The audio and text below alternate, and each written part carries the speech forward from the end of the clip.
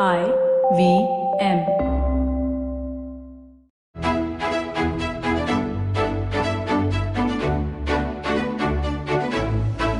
BQ Big Decisions, the BloombergQuint podcast that helps you make the right financial choices.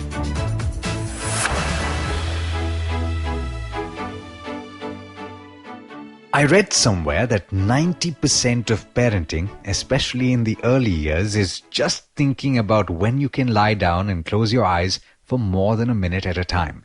It's a breathtakingly demanding responsibility, but possibly also one of the most fulfilling ones that you will ever undertake. In the best of scenarios, parents work as tag team partners, filling in for each other when the situation demands it. But life isn't always rainbows and butterflies, and sometimes, as a result of circumstances that could never be foreseen, a parent ends up as a single mom or dad. It's a dramatic shift and one that will require a change in the way one approaches everything, including finances. Thanks for listening in. This is BQ Big Decisions and I'm Alex Mathew. On today's podcast, I'd like to talk about financial planning for the single parent. My guest today is financial educator and registered investment advisor, Mrin Agarwal. Thanks so much for joining me, Mrin. Thank you, Alex. It's not an easy topic to talk about, Mrin. Yes. But particularly because it's, a dramatic shift in how you approach life. Absolutely. It's a huge, huge shift, especially for the parent who has the responsibility of the child. Okay, but hopefully over the course of this conversation, we're going to help somebody in this situation to get a handle on things, assuming they haven't gotten a head start already. Because, the problem is that when you're faced with such a situation, you have to adapt very, very quickly. But having said that, what are the first things that you need to do if you're faced with this situation? So typically what happens is that, as you said, you need to adapt, but you're only thinking about the present. You stop thinking about the future. Yeah. So what can you do better with your present? Well, first and foremost, you have to sit down and budget, because earlier maybe there were two incomes in the family. Earlier maybe one of the partners was a homemaker. So you didn't have those expenses. Yes. You didn't have childcare expenses, for example. Yeah. So a whole lot of expenses tend to change the moment you become a single parent. Yeah. And so you need to get a hang on your expenses, figure out what are your expenses, what are the extra expenses, how are you going to take care of these expenses. And, this is apart from really figuring out how you're going to take care of a lot of other things in your life, right? But how you're going to take care of a lot of things in your life has a direct bearing on your finances. Yes. Right? So figuring this piece out first is like the most important part. If there is an increase in your expense, from where is this going to come and how is it really going to impact then your future savings? In certain situations, life insurance tends to help a little bit in this situation, right? In case there is mortality and in case the partner was covered in life insurance, then that to a certain extent tides over the immediate requirement for finances, right? So therefore, stress again, it's extremely important. You need insurance for unfortunate incidents. Yes, and you need the right amount of cover because again, people are very underinsured, and that's really because people tend to buy the investment-linked insurance plans where the sum assured is very low. So if you're going to be taking covers of 10 to 15 lakhs, it's not really going to be very helpful to the family. Yes, we've had a conversation, Mrin, specifically on life insurance, and in fact, the financial planner I spoke to, and I'm guessing that you'll agree with this as well, is he said, get insurance even if you have to sacrifice on your investments to do it. Yes. Do insurance first and then think about the investments that you need to make. Yes.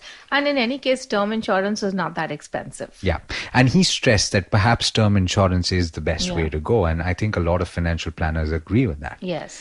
All right. So, going forward, what do they do next, right? So hopefully that they've got some aspect of help, either from insurance or from, support figures in their life.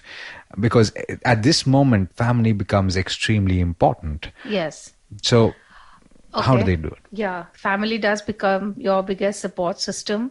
But at the same time, so again, you have to just come back to your expenses. With expenses increasing, it's also important that you try to get rid of your loans as soon as you can. Understood. Because, your entire financial situation changes. Of course, having an emergency fund. For example, if you have your parents with you, and there's a medical situation, how are you going to take care of that situation, right? So having your emergency fund in place, these are like non-negotiable things that you need to do.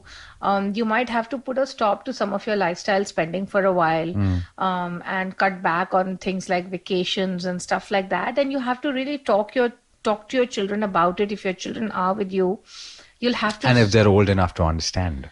Well, even if they're 5 or 6 years old, I'm sure that you can have a conversation and make them understand as to why you are cutting back expenses and why you need to make some of these lifestyle changes. Among those lifestyle changes, sometimes it's really hard to do because you're already in a situation where you are, there is a certain outgo of funds. In that situation, do you think that you need to make a very hard decision and say, look, I'm not going to be able to afford this. I need to move to something that's more affordable? Yes, you do. I mean, because loans is not the way out. So, for example, if you're living in a 3-bedroom house, you might have to just put that on rent and rent a smaller house. Similarly, you'll have to just go through each and every expense that you have and see what you can do better. Obviously, you would not want to compromise on your child's school and all of that. But somewhere you will have to figure out what is it that you can really cut down on. Okay. Going beyond the expenses, your goals tend to change a little bit in this situation. You're looking at retirement in a very different manner. How do you go about thinking about those things? Because, again, it's not an easy situation to be in. So retirement planning is another non-negotiable thing that you need to do because you don't know whether you will have anyone to fall back on during retirement. So one, of course, as I said, your expenses, having the right amount of covers, the emergency cash, and you have to ensure that you're saving for retirement. Right? So that's a lot of things to juggle at the same time. Yes. What takes precedence? Because on the one hand, you have children or a child that you need to provide for. You need to see to that child's education. On the other, you need to ensure that you're adequately covered for when you retire. Yes. So how do you decide what is more important? So you have to create the right balance. You cannot.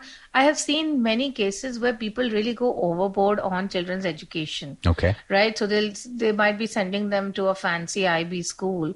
Well, maybe you have to have a rethink on that and say that I'm going to send my child to a school that's less expensive.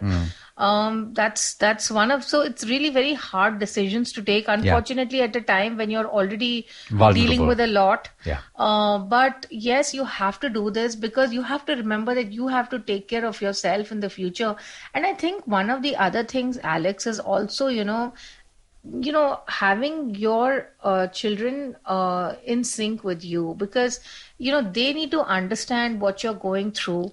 And, maybe earlier you could have been in a situation where you could have sent them abroad for studies, but you're not going to be in that situation right now. And they need to understand that and they need to figure out then what they can do. So certainly if you have older children, let's say you have teenage children, you need to have conversations with them and you need to make them your support partners in this change that has happened.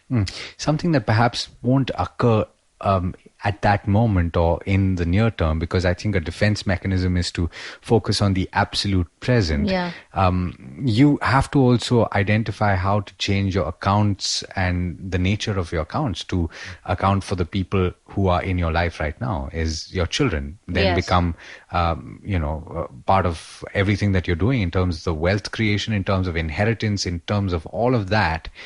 That's something that you need to do faster. Absolutely.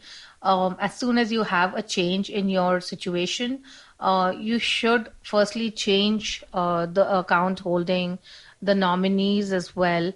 Another thing that you need to think about very, very carefully is if I'm not there tomorrow, who's going to take care of my children, right? So whom are you going to entrust their responsibility to?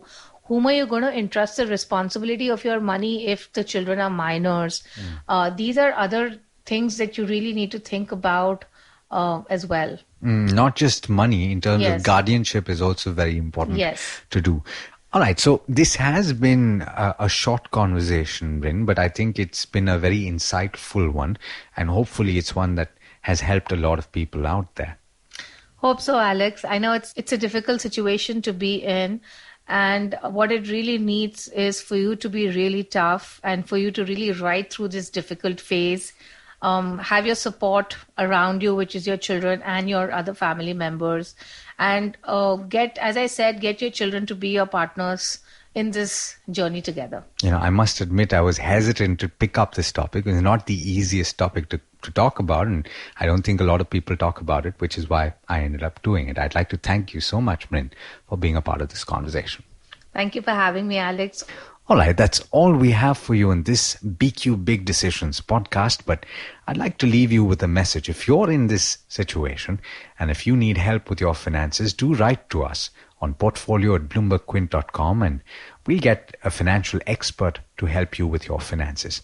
Thanks so much for listening. This is Alex Mathew signing off. Have a great day and an even better weekend.